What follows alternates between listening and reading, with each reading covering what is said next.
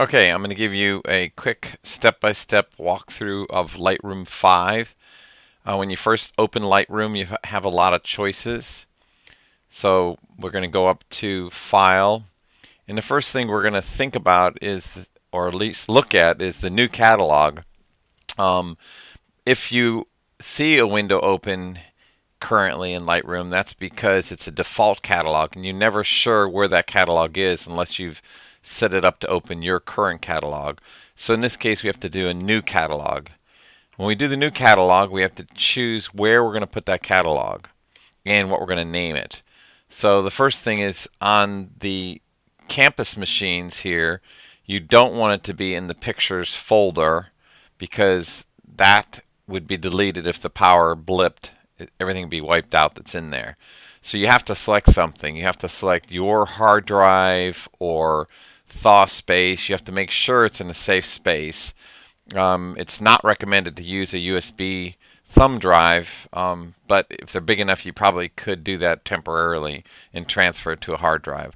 I'm on the hard drive right now, and so I need to decide, do I need a new folder, or do I just want to save this catalog as this title right here?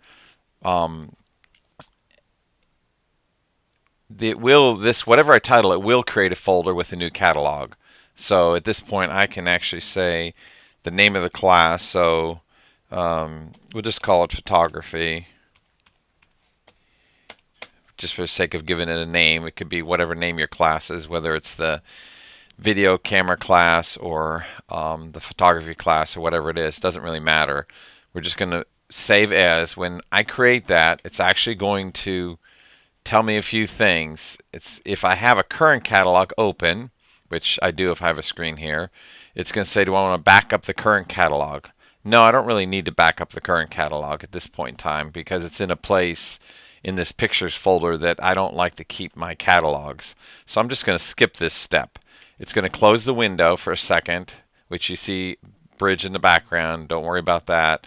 You see the little beach ball spinning, and Lightroom will reopen with the new catalog that you just created. And that step is simply the process of creating a new catalog. The next step is to look at the top and figure out what catalog you've created. In this case, my new catalog opened up in full screen mode, so I'm going to have to minimize it back down to fit our screen that we're looking at, which is a little annoying, but that's okay. We can handle it. Bring it back up into view here, and I'm going to take the edge of this screen and pull it back out to give you a full screen view, something like that, I hope. Alright, so with the new catalog open up here, it should tell me photography.ir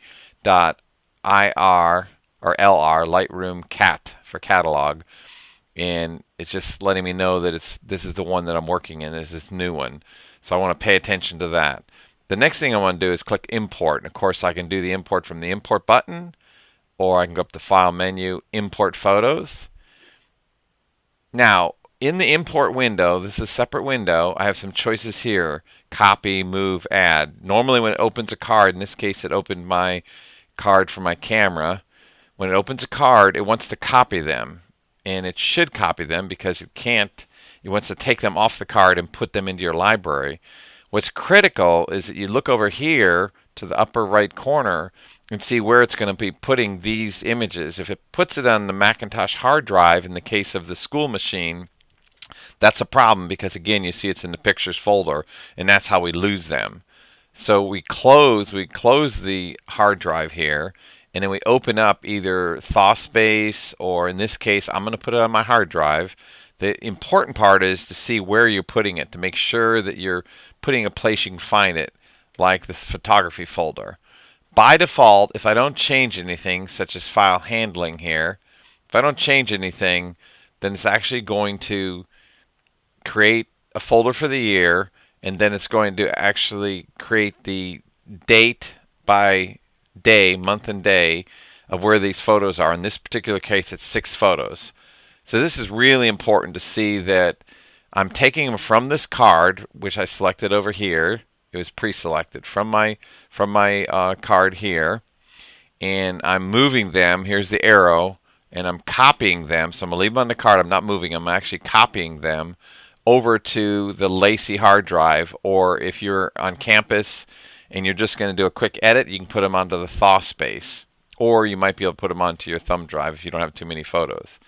Now I can select all of them, which is the default. I can uncheck all and just select the ones that I want. I can also enlarge my thumbnails down at the lower right here so that I actually do a better job selecting them. When I check all, I can actually see them a little better. When I uncheck, and I roll over it, I can see a little bit better, but certainly not enough to really judge it completely. Let's just check them all. So if I'm taking my photos from here, I'm copying them onto the thaw space, or in this case my hard drive. I can click import. I can also put keywords. I mentioned that earlier to some of you. So I could call this flowers. I could call it garden because it's in my garden. I could call it Gainesville. I'm not sure what that house photo is. Hit enter and it closes that box, and these are the keywords that can apply to all these photos on import. There are other things I can do on import, but I don't really want to. I just want to simply import them. Up at the upper left, you'll see it says copy and import photos, and this is a little progress bar. You can actually start editing while it's happening, but it's a good idea to let it go ahead and process them. Although if you have 10,000 photos, it'll take a while, but for 6 photos, it's not long at all. Alright, so now I have my photos, and the first thing I want to do is quickly rate them. If I double click on it, I can see the photo. It looks like this one's not so good. It wasn't really in focus. I can also press the space bar, which would, not space bar, F key is what it wanted to do. If I do the F key, it'll actually go full screen, which in this case you can't really see the whole thing because it's too big for full screen. But just double clicking it fits this screen, and that's good enough to see. I could zoom in, but I can see that's not clear. That one looks pretty good. That one looks better. I'm going to give that a 3. So I hit the 3 key, and on my Lightroom, it advanced me to the next image, so I could decide whether I want to keep that one. I think I'll give that a 3 because it looks good. That one, yeah, I'll give it a 3 for now. I don't care. This one here was, I'm not sure even where I took that photo. Oh, I know what I think I shot it out the window of my truck when I was just kind of testing my shooting or something. So I don't care too much about that one. So once I've starred them, down at the bottom you can see the stars on the ones that I picked. I picked 3 of them. I can go down to the filter. If the filter's closed, then I have to click on filter, and you can see the little word filter. If you click on it, it pops out, and then we can see my stars. 1 star, and the first time you click it, it doesn't do anything. It's the second time you click it, it selects it. 4 stars, I don't have any with 4 stars. 3 stars, there's my 3 stars. So you can see only my 3 stars are selected. The filter can be toggled off and on right here. So in case I don't see my images, I can toggle off and on. I could also toggle it off and on by clicking on the filter itself. So there's my 3s. Now I can actually go a little closer here and move this around. Whoops, come back here. Move it around a little bit so I can see, is that one sharp? Is that one sharp? And always watch for the loading window, because until it loads, it just has a preview JPEG that's not that good. And then I have this one here. It's loading again. That one might be the sharpest image right there. I don't know. At least it's sharp right there in the front. I'm going to give that one a 4. So now I actually have one with, it says rating to 4. Using my arrow keys to go back and forth. This one's not bad, but not as sharp as that other one, I don't think. So that one looked like the sharpest, which is there. I double click on the image, it goes back to this size. Or I can bring it up and click once, it'll go back to standard size. Occasionally it gets a little strange here. If I get my images I like, then I can actually develop my image. So in other words, I was only working in the library. Now I can develop them. And this single image here, once it loads the develop window, I have a lot of power right here. I can push my clarity up, my vibrance if I want. There's numerous things I could do. The crop window, I can crop it to a particular size, like 16 by 9 or something like that. if it's film, that way I have it in sort of that film mode. That looks good there. I like the thirds it's going on. So there's my crop. All right, once you have your images selected, if you want to change the order of your images, so I'll have to go back to my library, and I'm going to have to add an image here, which means I'll have to go back to the threes and say add, well, let's turn the filter off actually. Let's say I add this one, and I give it a 4, even though it's a mess of an image. We can try to help fix that a little bit. It just looks like it was shot flat, so we can punch up the clarity a bunch and maybe bring up the saturation a little bit. And there's other things we can do. Crop it, click on the crop tool, do the option drop down, pick 16:9, see if we can't find some sort of filmic look to that. Watch our lines on this fence and trees, even this. Yeah, it looks good enough. I'm going to hit the enter key to take that, accept that. All right, so what I'm doing now is I just want to show you more than one image. So I've selected the 2 4 images. I'm going to go back to my library. And in my library mode, I can't change this order. I can't drag this image over here and put it over. It's not supported. Cannot reorder the photos. I'm like, well, that's a bummer because I want to change the order so that they're correct for my assignment. What I can do is if I have them selected and I do Command A to select all, and I go down to collections and I create a collection and call this, project 3 or project 2 or whatever it is, doesn't matter. And you see it says include selected photos, and I say create that collection. Now, when I'm in my collection down here, which you can see my collection, if I click on, I have 2 photos in it. And these collections can be photos from many different imports and many different days. So it makes sense to do a collection. Now that I'm in the collection, if I grab this photo, I can actually, move them if I don't have them all selected, because I can't move them both at the same time. But if I have one selected, I can actually reorder them. So you see that I can put one in front of the other. I can move them around. I can only do this as a collection. So now that I have the proper order, I select all again, make sure they're all selected. I'm still in library mode. And then I go to File. And this time I'm going to do an export. In your export window, what you want to do is carefully start at the top and start by choosing where you want to export it. So you got to find the folder. In this case, I want it to go into my Lacy hard drive. It could be ThawSpace, could be your thumb drive. I'm going to go in the photography folder. So I'm just kind of staying in the root here.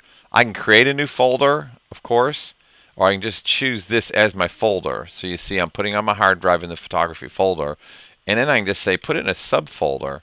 So here I'm going to put project_03. I'm just pretend this is project 3. So that's my first thing. I choose a folder, make sure it's not on the desktop or in pictures, make sure it's ThawSpace or the hard drive. Then I go put in subfolder, and I type that in, project 3. Then I rename them, and I do the drop down right here and say custom name plus sequence. And in this case, I want PROJ_03_Wes_IMG for image. So now it's going to make a sequence of image 1, 2, 3, 4, 5, how many I have. I can change the start number, but 1 makes sense. I can customize this by editing it. If I go into here, I can change this dash right here into a, let's get my arrow there, dash into underscore because I like underscores better. I can do the drop down and make it 01. I can say done. And there's a preview right here, project_03_Wes_IMG_01. And then it's going to go 2, 3, 4, 5. Format is JPEG. Quality is 60 to 80, so I can put that at 80. We need to resize them, and I like it to make it to the long edge. So you do the drop down from width and height down to long edge. Type in 1000. This here, because it's for the web, can be 72 pixels per inch. Sharpening is really an option that you can do if you want. If the image isn't over sharpened, it'll just make it look a little better. You can put a watermark on if you have a choice for that. In this case, it's 2015 copyright, and I have it at 30%. I save that. You don't have to put the watermark on, and you don't have to sharpen it. You do have to make sure you put it in the correct folder, and you do need to rename it, although you could do this later. So now I can click Export, and up here again I can see the progress bar that is progress in these. And if I was to move over and look at the Finder, Command N for a new window, and I go into my folder that I told it to put in, which was in my hard drive in photography. It's under Project 3. There's my 2 images. I can see that they're not very large. They're actually very, very small. 293 kilobytes. That's a tiny looking image right there, which is fine. It'll display fine on screen. But I see that they're ready to upload. So alternatively, you could actually open up your files on Bridge, and so at that point you'd have to find your images wherever you put them. In the computer here, you could decide, is it in my hard drive, is it in my card reader, which it was already ejected, so at this point I can't see it. If it wasn't ejected though, and I was to bring it back in, it would actually show up as one of my options. And again, I did that by clicking this little tiny computer up here, and it gave me everything on my computer. And so now I put my card back in, so I actually, in Bridge, can look inside my card. I can find my images, same images I just did. I can't do too much editing here in Bridge. You can see these are raw files for Canon.cr2. I can, however, double-click these and open these images. If I do that, they'll open in Photoshop, and by default, the first thing that's going to happen is the Camera Raw is going to open. Camera Raw is very much like Lightroom in the sense that I can adjust the clarity a bit. I can bring up the vibrance. I can't crop them very easily in here. But anyway, at this point, I can open them into Photoshop. If I open them as an object, it's a smart object. If I go to the bottom link here and look at this window, I can see that it's actually opening as a smart object, which means that it will carry a copy of the raw data with it. If I open this as smart object, I have a number of choices on how big I can open it. I can actually make it much smaller if I wanted to. I am in Adobe RGB. This is fine. It is quite large, although I could actually choose to open it as a much smaller image if I wanted to. This is standard. This is down-resing, and this is up-resing. You can also make it larger, up-res it from the raw data, which is very powerful. I'm just going to say OK right now because I'm actually opening it just with my adjustments into Photoshop. And when I selected that, it just changed this to open image, and that link for those settings was down here. It's a really, really important link in Camera Raw. I say OK, it just changed my settings and how it's going to actually open the image. I do open, it'll come into Photoshop. You know that you can adjust it in Photoshop, you can crop it. There's a number of different things you can do. You can either use the crop tool and get it exactly what size you want it. You could do a selection on it. If you do a selection like, I just say that I grab a selection like this and go down and get rid of that leaf that's at the bottom. I know my composition's like that. And then I go image, crop. It'll just trim off the outside material. Command D will deselect it. And the reason I'm showing you this is that then if you want to export from here and not use Lightroom, you can just do Save for Web. This is on the assignment sheet, Save for Web. What's really important here is that you pick JPEG. By default, it's actually on the GIF or GIF. But you don't want that for photo. You always want JPEG for photo, unless you're going to actually do it as a PNG would work as well. But currently JPEG is supported. This we want to set that to 80, 60 to 80. So I'll back it down to 80. Go right somewhere around there. Doesn't really matter, but that's good. Okay, so that's done. What's really, really important in this Save for Web is that you go down here and whichever of the two of these are the largest number, you click and type in 1000 and then hit the Enter key. because what that's going to do is resize your image to 1,000 pixels. That's really important. Being that it's a JPEG and being that you're saving for the web, it's going to convert it to sRGB and 72 pixels per inch. It's automatically going to do it in the Save for Web box.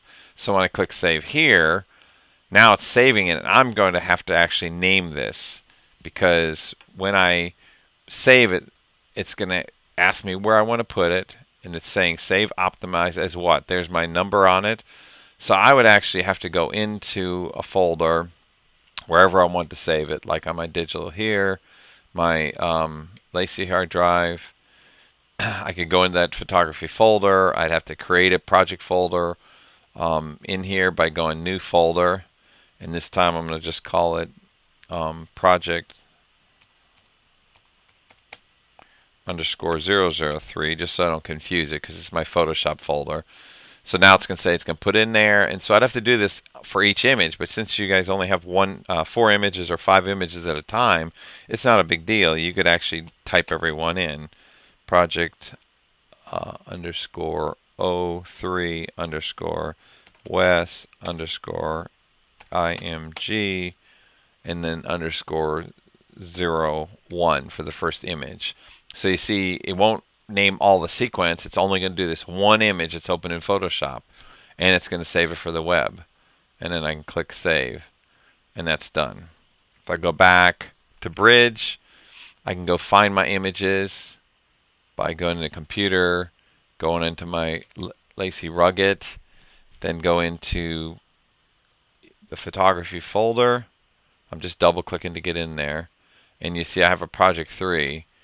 There's 1, so I can look at that. I like to look at this by film strip view, so it shows me the whole image. Or I can go back in photography. I'm using my breadcrumb navigation here, so I'm going back and forth. Looks like I did manage to resize my window outside of your view, but that's okay. We can bring it back in. There we go. Back in your view again. Right there. So in project 3, if I want to go to 03, double click, and now I can see the 2 images that I put in there. And they are correctly named. Those are the ones I saved, so I could upload that. Alright, I hope that helped. You can use Bridge to look at your images. Command Tab, I'm going to go to Photoshop. You can use Photoshop to edit your images, going through Camera Raw, and you can also use Lightroom. So any of those 3 ways that you can view your image and upload it to Canvas. The raw images are images that go on Chronos. So the raw images you have to transfer from your card.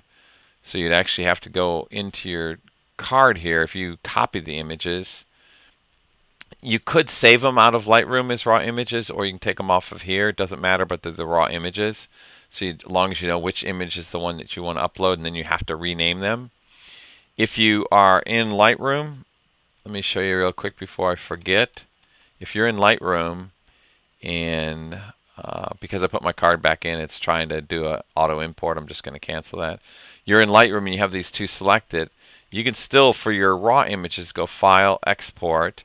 Leave all your settings the same. The only difference is down here, you want to pick either the original, which is the original RAW to the camera, or the DNG, which is an Adobe digital negative. And those are also RAW files. That's a small RAW file. And you can see it says what kind of camera RAW. Do you want to load the data? And at this point, remember, I have both of them selected. I still have it so it'll number them. Everything's the same. The only difference is it's going to have an extension of DNG if I do it this way. Or if I do original, it would have the original extension, which is .crw or NEF if you're shooting a Nikon. So I have those choices there. DNG gives me a little bit more, but I can do an export. And actually, if I'm going to do that, I usually put it into raw folder, but it doesn't matter. I just export them. So now I have my JPEGs and I have my DNGs or my raw files. If I go back to here, which is on my Lacy, go back in photography, go back into my original project from Lightroom. Now you can see there's my image 1 that's for Canvas. There's my image 2 that's for Canvas. There's my image 1 that's for Chronos. There's my image 2 that's for Chronos. You can see this one's 15 megabytes and this one here is 101K kilobytes. So very small JPEG, much larger DNG, or original RAW file. Either one works. Those are the RAW files. Okay, I think you got it.